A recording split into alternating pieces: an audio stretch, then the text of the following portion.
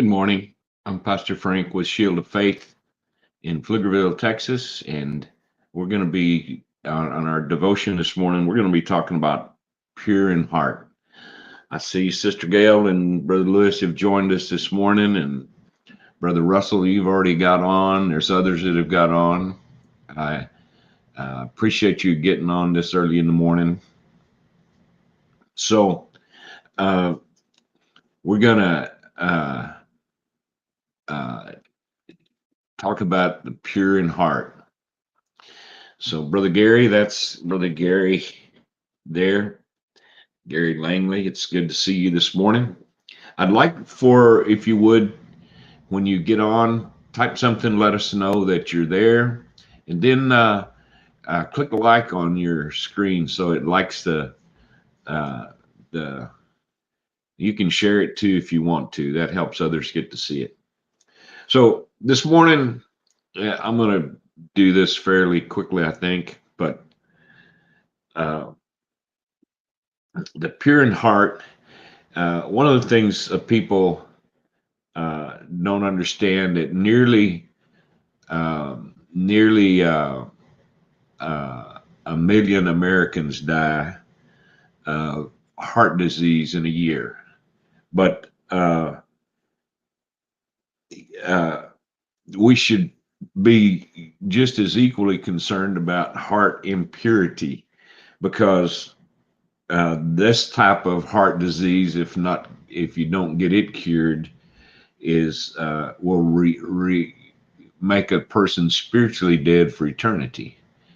So, and the fact is that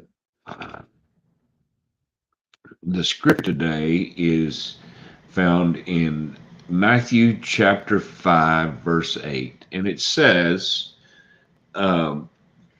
"Blessed are the pure in heart, for they shall see God."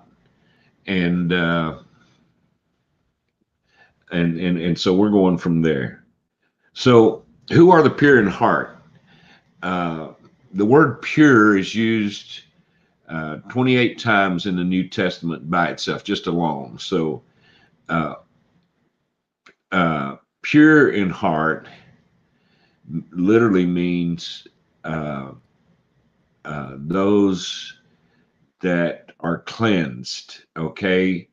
An initial cleansing happens when a person commits their life to Jesus Christ, and I think that the important thing for us to understand about this purity that they're talking about is that the purity that they're talking about here can't be produced by human will. It can't be produced by human effort. So let's just say we can't do it by ourselves. So we have to have the source of our help is going to come from Christ. So, but I want to go back and say that just to be saved isn't enough. You've got to understand that there's more to it than that. And so, if you're talking about pure in heart, you have to understand that Jesus cleanses us, but then we have the opportunity to focus our life. And that is what's necessary for us to be able to so in fact, God said, "A new heart also will I give you, and a new spirit will I put within you, and I will take away the stony heart out of your flesh." That's found in Ezekiel 36, Ezekiel 36. Being pure in heart is produced only by becoming a new creature. It's experiencing a new birth. So, the pure heart are those who are focused. They actually have one goal in life, and it is to just to be guided by God in what they do, and the things that they experience. So the further you expect to go in life, the more important is your aim. So uh, that's right. Brother Gary says, purify my heart, oh God. And God's the one that can do that. It's good to see uh, my mother online this morning and Brother James. It's good to see you guys. I appreciate you being here. Um, Let me give me just a little feedback. Is this coming through right, or is it jumping and jerking? So y'all, somebody type back and let me know.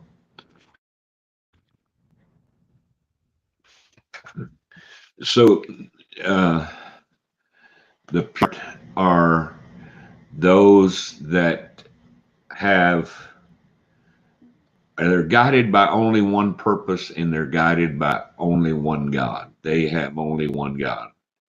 And our God, of course, is the God of all heaven and earth. So uh, and I think this illustration about the aim, uh, and one of the things they talk about here is if you were aiming at the moon, uh, then the uh, it's got to be right, exactly right. Your aim's got to be exactly right. You don't have time for uh, uh, uh, another course correction part of the way. Okay, it's a little glitchy. I'm gonna restart. I'll be right back in just a minute. Y'all hang with me. I'm gonna restart.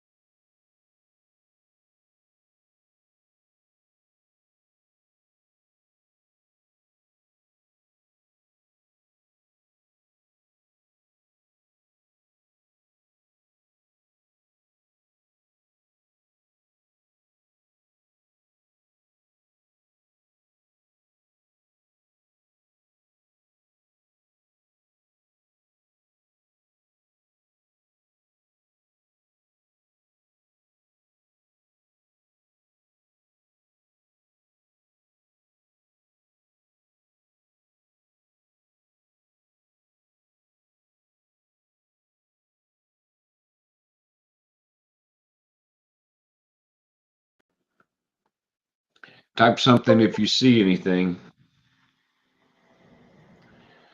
Okay. Lord help us. Okay, it looks like it's working a little bit better. So, and if you will, you can let me know if it's better or not. It looks like it's trying to do better. So the pure in heart are focused. They have they have one goal, and that's to please God, and that is uh, uh, what it is. So they have one goal in life. So the pure in heart are those who have clean thoughts. And I think one of the things that we need to realize is that our thought life is where one of the greatest battles is fought. Some people have the idea that we can't stop the devil from entering our thought life. We actually can. We just have to pay attention and get to him early when he starts to plant those thoughts in our mind that we know shouldn't be there or we don't want to dwell upon. So the thing is, you got to get to him early. You've got to you've got to push him out of your mind. And one of the ways that I do that is two ways that I do that. One of those is prayer. One of those is praise. A lot of times when the devil starts trying to put stuff in my mind, I start to just praising the Lord or listening to praise music. And then another thing is if I've got the opportunity and I'm where there's not a lot of noise and stuff, then I'll just start talking to the Lord myself and just praying, and that helps. So the scripture says in Proverbs 23:7, and this is an important this is an important scripture for people. I wish everybody would read this and take it to heart because it helps you to change your life as you go through it. It's one of the most important scriptures that you can ever read. And it says right here, Proverbs 23:7 says, as a person thinketh in his heart, so is he. It's important for us to understand that what we think about ourselves in our heart, that's who we are.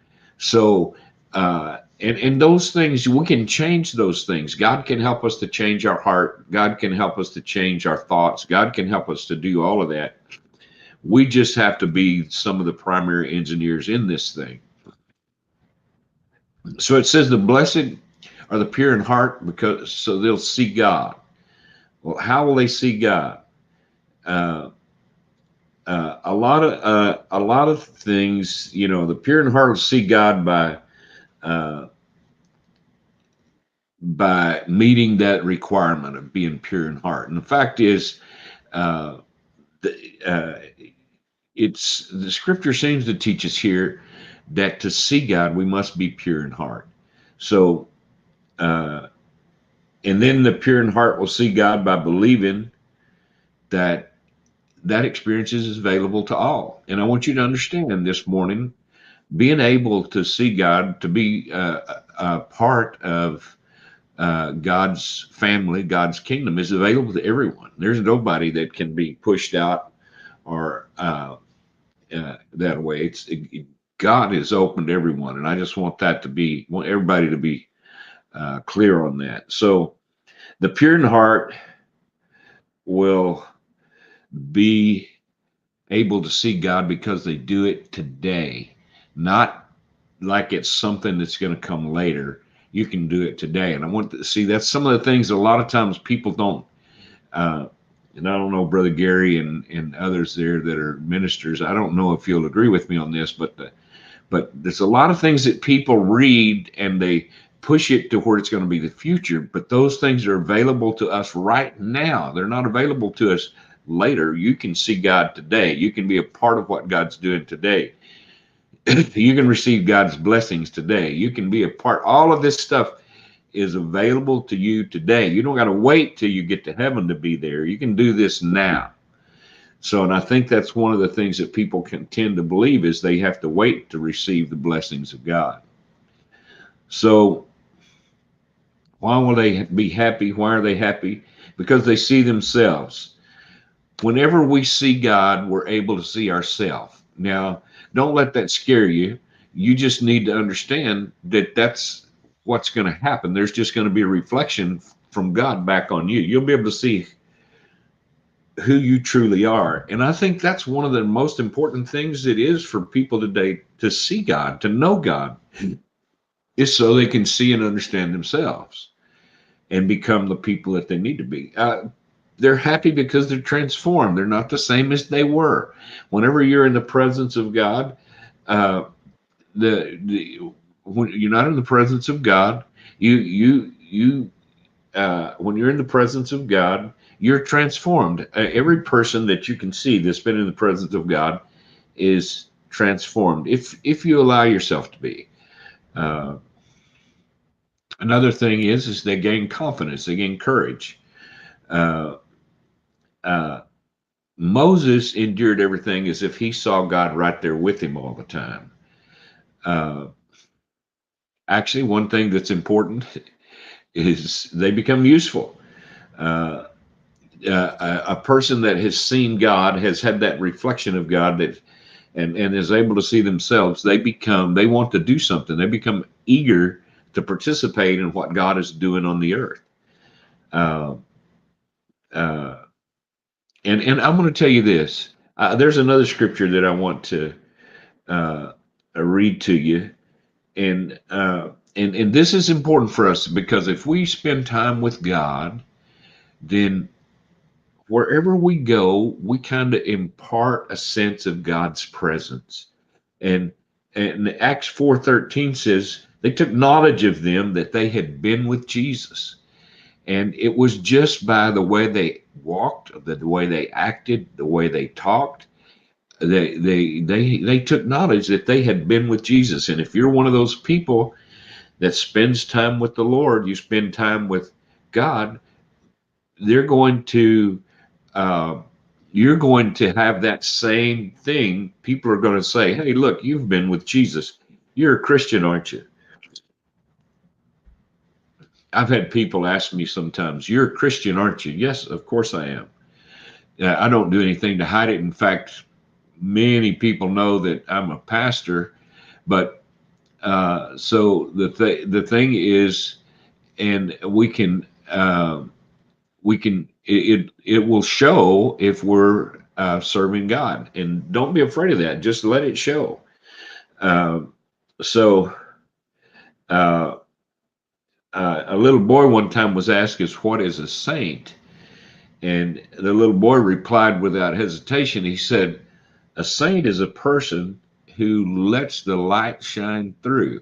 Now, from a child, that's a profound statement, and it's really important for us to understand. We need to let the light shine through. So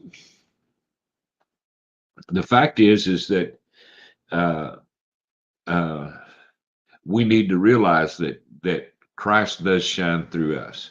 Now, one of the things we need to realize, if we want to see more of God, you want to understand that we're going to have to focus on doing His will. We're going to have to focus on letting Him transform us. We have to focus and see who we are, not be afraid of that. Uh, and the scripture says, "Blessed are the pure in heart, for they shall see God." So I want you to understand that that's for everyone, and it's a transformation process that goes on, and God is willing to do that in anyone's life that'll allow Him to do it. So that's what I have for you this morning. Listen, I apologize for the glitches and this internet stuff is not always as reliable as God is, but uh, the thing is I'm happy with the last little bit that we had. So I appreciate all of y'all for sticking with me. Pray that God would bless you and you have a great day. And I just say this: aim for the best, and there's no better than Jesus Christ. So as long as we do that, and keep our thoughts on the things they should be on, then we're going to do fine. God bless you all this morning. I pray that you have a great day. If you have a chance, love on somebody today, and I'll see you in the morning at 6:30.